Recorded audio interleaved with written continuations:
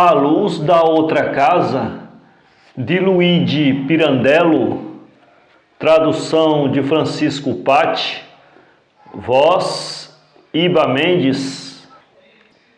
Foi numa tarde de domingo, ao voltar de um longo passeio, Túlio Buti alugara aquele quarto havia 2 meses apenas. A dona da casa, senhora Nini, boa velhota antiga, e a filha, solteirona desiludida, não o viu nunca. Ele costumava sair de casa todos os dias, de manhã cedo, e só voltava à noite, a horas mortas. Sabiam que era funcionário do Ministério de Graça e Justiça, sabiam também que era advogado, mais nada. O quarto, pequeno e estreito, modestamente mobiliado, não conservava nenhum vestígio seu, como se ele de propósito quisesse aí permanecer ignorado, como num quarto de hotel. Uma caixa de madeira para a roupa branca, um armário para os ternos, mas nas paredes, sobre os outros móveis, nada, nenhum estojo, nenhum livro, nenhum retrato, nada, nem nunca, sobre alguma cadeira, uma peça de roupa branca esquecida, um colete, uma gravata, nada, enfim, que pudesse confirmar a sua existência naquela casa. Mãe e filha temiam que ele aí não permanecesse muito tempo. Fora tão difícil alugar aquele quarto.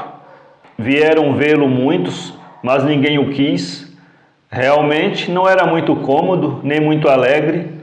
Tinha só uma janela que dava para uma ruazinha estreita, privada, e da qual não recebia luz nem ar, devido à casa fronteira que o impedia. Mãe e filha estudavam e preparavam atenções e cuidados para prender o inquilino tão almejado. Faremos isto, diremos isto, e mais aquilo, sobretudo a filha, Clotildinha. Quantas delicadezas, quantas finezas, tudo, porém, desinteressadamente, sem malícia, sem segundas intenções. Mas como, se ele não aparecia nunca? Se acaso o vissem, compreenderiam logo quanto era infundado o seu receio. Aquele quartinho triste, escuro, tapado pela casa fronteira, conduzia bem com o temperamento do inquilino. Túlio Buti andava sempre sozinho, sem mesmo os 2 companheiros dos solitários mais equívocos, a bengala e o cigarro. Com as mãos enterradas nos bolsos do capote de ombros encolhidos, taciturno, disse-ia que incubasse o ódio mais profundo contra a vida. Na repartição não trocava nunca uma palavra com seus colegas, os quais hesitavam entre os 2 apelidos que lhe enquadrassem melhor, urso ou coruja. Ainda ninguém o vira entrar à tarde num café.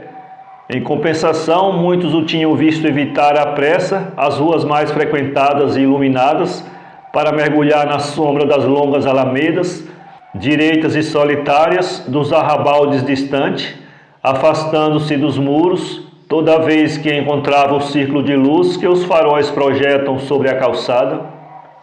Nem um gesto involuntário, nem mesmo a mínima contração dos músculos da face, nenhum movimento dos olhos ou dos lábios traiu nunca os pensamentos em que parecia absorto, o secreto pesar em que se fechava. Mas desse secreto pesar ou dos lúgubres pensamentos que se lhe alinhavam no cérebro, estava toda impregnada a sua fisionomia. A devastação que eles deviam produzir naquela alma estava flagrante na fixidez espasmódica dos olhos claros, agudos, na lividez do rosto desfigurado, nos precoces fios grisalhos da barba crespa e desleixada. Túlio Buti não escrevia nem recebia cartas, não lia jornais, não parava nem se virava para ver o que quer que acontecesse pela rua e que atraísse a alheia curiosidade, e se alguma vez a chuva o colhia de improviso, continuava caminhando no mesmo passo, como se nada tivesse acontecido. Por quem insistisse em viver desse modo, era o que ninguém sabia, nem ele mesmo talvez vivia, nem sequer suspeitava que fosse possível viver de modo diverso, ou então que, vivendo-se diversamente, se poderia diminuir o peso da tristeza e do tédio. Não tivera infância, não fora moço. As cenas selvagens a que assistira no lar, desde os mais tenros anos, motivada pela brutalidade e pela tirania feroz do pai, haviam-lhe cristado no espírito todos os germes de vida. Morta a mãe, vítima de atrozes sevícias do marido, a família se dispersara. Uma irmã entrou para o convento, um irmão fugiu para a América. Ele também fugira e, errante, graças a incríveis sacrifícios, tinha conseguido alcançar a posição que hoje ocupava. Agora não sofria mais, parecia que sofresse, mas até o sentimento da dor se obliterara nele. Parecia que estivesse absorto sempre em pensamento, em engano, já nem sequer pensava. O espírito ficara ali como que suspenso numa espécie de atônita obscuridade que só lhe permitia receber um quê de amargo na garganta. À noite, passeando pelas ruas solitárias, contava mentalmente os lampiões, mais nada. Ou olhava para a sua sombra, ou escutava o som dos seus passos, ou alguma vez parava diante dos jardins das vilas a contemplar os ciprestes mudos e fechados como ele, mais noturnos do que a própria noite. Naquele domingo, cansado do longo passeio pela rua Ápia antiga e contra os seus hábitos, decidiu recolher-se. Era ainda cedo para a ceia. Ficaria esperando num quarto que o dia acabasse de morrer. Para as Nini, mãe e filha, foi uma surpresa bastante agradável. Clotidinha até bateu as mãos de contente. Quais dos muitos cuidados e atenções estudados e preparados, quais das muitas finezas e distinções particulares dispensar-lhe em primeiro lugar? A mãe e a filha confabularam e, de repente, Clotidinha firmou um pé e bateu com a mão na testa. Ó Santo Deus, antes de tudo a luz. Era preciso levar-lhe o lampião, o melhor, o que estava guardado de propósito, que tinha umas papoulas pintadas na porcelana e era de globo esmerilhado. Acendeu e foi bater discretamente à porta do inquilino. Tremia tanto de emoção que o globo, oscilando, batia no tubo que ameaçava esfumaçasse. Com licença, o lampião. Não, muito obrigado, respondeu Buti do outro lado. Eu saio já. A solteirona fez uma careta e, de olhos abaixados, como se o inquilino a estivesse vendo, insistiu. Tenho-o aqui, é para não deixá-lo no escuro. Buti, porém, repetiu secamente. Não, muito obrigado.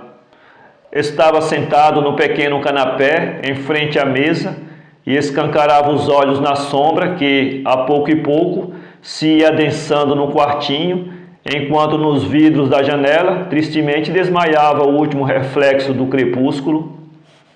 Quanto tempo esteve assim inerte, com os olhos escancarados, sem pensar, sem perceber as trevas que já o tinham envolvido? De repente os seus olhos viram, olhou em torno de si espantado. O quarto se havia realmente iluminado de improviso, como se um sopro misterioso o tivesse enchido de um brando lume discreto. Que acontecera isto, à luz da outra casa. Acendera-se na casa fronteira um lampião. Era o hábito de uma vida exterior que vinha desfazer as trevas, o vácuo, o deserto de sua existência. Ficou longo tempo contemplando aquele clarão, como se fosse efeito de magia, e uma angústia intensa apertou-lhe a garganta, ao notar com que suave carícia ele se pousava sobre o seu leito, sobre a parede e sobre as suas mãos pálidas abandonadas sobre a mesa.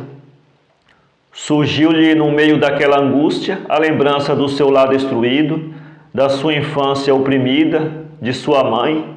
Foi como se a luz de uma alvorada distante, expirasse na noite do seu espírito. Ergueu-se, foi à janela e furtivamente, por trás dos vidros, olhou para a casa fronteira, para a janela de onde lhe vinha aquele raio de luz. Viu uma família pequena reunida em torno da mesa de jantar, 3 meninos, o pai que estava sentado e a mãe que, ainda de pé, os estava servindo, e procurando, segundo o que ele deduzia dos movimentos, refrear a impaciência dos dois maiores, que brandiam a colher e se sacudiam na cadeira. O último esticava o pescoço, agitava a cabecinha loura. Evidentemente haviam-lhe amarrado com muita força o guardanapo, mas se a mãe se apressasse em servir-lhe a sopa, ele não mais se queixaria daquele nó muito forte. Era isso mesmo. Com que voracidade começou a comer, enfiava a colher inteira na boca, e o pai, através do fumo que se erguia do seu prato, ria. Agora a mãe também se havia sentado ao lado deles, ali mesmo em frente. Túlio Buti tentou recuar instintivamente, vendo que ela, ao sentar-se, erguera os olhos para a janela, mas lembrou-se de que, estando no escuro, não podia ser visto, e continuou a assistir à ceia daquela pequena família, esquecendo-se prontamente da sua. Desse dia em diante, todas as tardes, saindo da repartição, ao invés de se dirigir para os seus habituais passeios solitários, enveredava pelo caminho de sua casa. Esperou todas as tardes que as trevas do seu quarto se desfizessem suavemente sob a luz da outra casa, e aí ficou atrás dos vidros, como um mendigo a saborear com angústia infinita aquela doce e amorável intimidade de que os outros gozavam e de que ele, em criança, numa ou noutra rara tarde de paz, gozara também, quando a mãe, a sua mãe, como aquela mãe, e chorava. Sim, a luz da outra casa operou este prodígio. A obscuridade atônita em que o seu espírito permanecera suspenso durante tantos anos se dissolveu sob um influxo daquela luz suave. Entretanto, Túlio Buti não pensou em todas as suposições estranhas que a sua atitude devia fazer nascer na dona da casa e na filha. Por mais 2 vezes, Clotidinha tentara oferecer-lhe o lampião. Tivesse ao menos acendido a vela? Não, nem isso. Porventura sentia-se mal? Ousara perguntar-lhe Clotidinha com voz meiga, na segunda vez que lhe fora bater a porta. Ele lhe havia respondido: não, estou bem assim. Mas, santo Deus, não precisava realmente de luz. Clotidinha espiara pelo buraco da fechadura e vira maravilhada, no quarto do inquilino, a luz difusa da outra casa, exatamente da casa da família Maci, e o que é pior, vira-o a ele por trás dos vidros da janela, preocupado em contemplar a casa da família Maci. E Clotildinha correra toda sobressaltada a anunciar à mãe a grande descoberta: ele está enamorado de Margarida Maci. Poucos dias depois, uma tarde, enquanto estava a contemplar, Túlio Buti viu com surpresa, naquela sala fronteira, onde a pequena família habitualmente, naquela tarde faltava o pai, se reunia ao jantar, viu entrar a velhinha, sua dona de casa, e a filha, que foram acolhidos como amigos de longa data. Num dado instante, Túlio Buti recuou de um salto, ansioso, perturbado. A mãezinha e os 3 pequenos tinham erguido os olhos na direção da sua janela. Sem dúvida, aquelas 2 estavam falando dele. E agora? Agora talvez tudo estivesse acabado. Na tarde seguinte, aquela mãezinha ou o marido, sabendo que no quartinho em frente havia um homem que misteriosamente o espiava na escuridão, fechariam as janelas, e assim daí por diante não lhe viria mais aquela luz de que vivia, aquela luz que era o seu gozo inocente, o seu consolo. Mas não foi o que aconteceu. Naquela mesma noite, assim que a luz da outra casa se apagou, e ele, chumbado na treva, depois de ter esperado ainda um pouco que a família se recolhesse, foi abrir cautamente a janela para renovar o ar, viu que a janela de lá estava também aberta, viu pouco depois, e mesmo no escuro teve um estremecimento de espanto, viu assomar àquela janela a mulher, talvez curiosa de tudo quanto lhe haviam contado dele as Nini, mãe e filha. Aquelas 2 casas muito altas, que abriam tão perto um do outro os olhos das suas janelas, não deixava ver em cima a faixa clara de céu, nem embaixo a faixa escura de terra, fechada numa das extremidades por um portão. Não deixavam penetrar jamais nenhum raio de sol, nem um raio de lua. Ela, portanto, não podia ter assomado à janela senão por causa dele, e naturalmente porque percebera que ele também se achava debruçado na sua janela apagada. Na escuridão mal se podiam distinguir, ele, porém, sabia desde algum tempo que ela era formosa, já conhecia-lhe todo o encanto dos seus movimentos, os lampejos dos seus olhos pretos, o sorriso dos seus lábios vermelhos. Antes de tudo, porém, naquela primeira vez, devido à surpresa que o revolvia todo e lhe tolhia a respiração, num frêmito de inquietude, ele teve pena. Foi preciso fazer um esforço violento sobre si mesmo para não recuar, para esperar que ela se retirasse antes dele. Aquele sonho de paz, de amor, de suave e doce intimidade que ele imaginara reinar sobre aquela pequena família e de que ele também, por reflexo, tinha até gozado, se desmanchava todo, se aquela mulher, às escondidas, no escuro, vinha à janela por causa de um estranho. Mas esse estranho não era ele? E antes de se retirar, antes de fechar a vidraça, ela lhe sussurrou: "Boa noite." Que coisas haviam fantasiado a seu respeito as duas mulheres que o hospedavam e que excitaram e acenderam tanto a curiosidade daquela mulher? Que atração estranha, poderosa, operara sobre ela o mistério daquela sua vida enclausurada, se desde a primeira vez ela, deixando de lado os seus filhinhos, viera a ele como que para fazer-lhe companhia?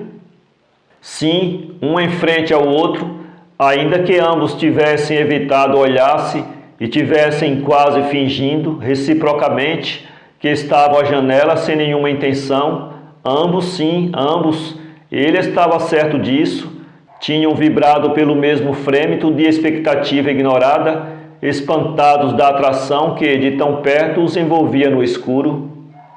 Quando, muito tarde, ele fechou a janela, teve a certeza de que, na tarde seguinte, depois de apagada a luz, ela voltaria por causa dele, e foi de fato assim. Daí por diante, Túlio Buti não esperou mais no seu quarto a luz da outra casa, ao contrário, esperou com impaciência que a luz se apagasse. A paixão do amor ainda não experimentada irrompeu devoradora, tremenda, no coração daquele homem que estivera por tantos anos fora da vida e investiu, absorveu, arrastou como no turbilhão aquela mulher. No mesmo dia em que ele se retirou do quartinho da casa das Nini, explodiu como uma bomba a notícia de que a senhora do terceiro andar ao lado, a Maci, tinha abandonado o marido e os 3 filhos. Ficou vazio o quartinho que hospedara durante quase 4 meses ao Buti. Ficou apagada por algumas semanas a sala da frente, onde a pequena família costumava reunir-se à hora do jantar. Depois acendeu-se de novo a luz sobre aquela mesa triste, em torno da qual um pai, apalermado pela desgraça, contemplava os rostos espantados de 3 crianças que não ousavam volver os olhos para a porta, por onde a mãe costumava entrar todas as noites com a soupeira fumegante. Aquela luz reacendida sobre a mesa triste tornou então a clarear suavemente o quartinho fronteiro, vazio. Lembraram-se dela alguns meses após a sua cruel loucura, Túlio Buti e amante? Uma noite as Nini, espantadas, viram aparecer diante delas, desfigurado e convulso, o seu estranho inquilino. Que queria? O quarto se ainda estivesse desalugado. Não era para si nem para morar, mas poder ficar aí todas as tardes, 1 hora apenas, às escondidas.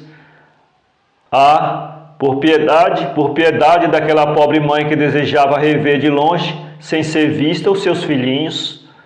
Tomariam todas as precauções necessárias, se fosse preciso se mascarariam, aproveitariam todas as tardes, o momento em que não houvesse ninguém pelas escadas. Ele pagaria o dobro, o triplo pelo aluguel só para aquele minuto breve? Não, as Nini não quiseram consentir. Apenas enquanto o quartinho estivesse desalugado, consentiriam que algumas vezes, muito raras, mas pelo amor de Deus, com a condição de que ninguém os descobrisse, algumas raras vezes. Na tarde seguinte, eles vieram como 2 ladrões, entraram quase cambaleando no quartinho às escuras e esperaram que ele alvorecesse de novo sob a luz da outra casa. Dessa luz deviam viver eles assim de longe, e a luz apareceu. Túlio Buti, a princípio, não pôde suportá-la, como pareceu-lhe gelada agora, ríspida, cruel, espectral, criminosa. Ela, porém, com os soluços que lhe borbulhavam na garganta, teve sede daquela luz, bebeu-a de um hausto, precipitou-se para os vidros da janela, apertando o lenço contra a boca. Os seus filhinhos estavam lá à mesa, inocentes. Ele correu a ampará-la nos braços, e ambos ficaram ali, estreitamente unidos, como que pregados, espiando. Para ler este conto, acesse www.poeteiro.com.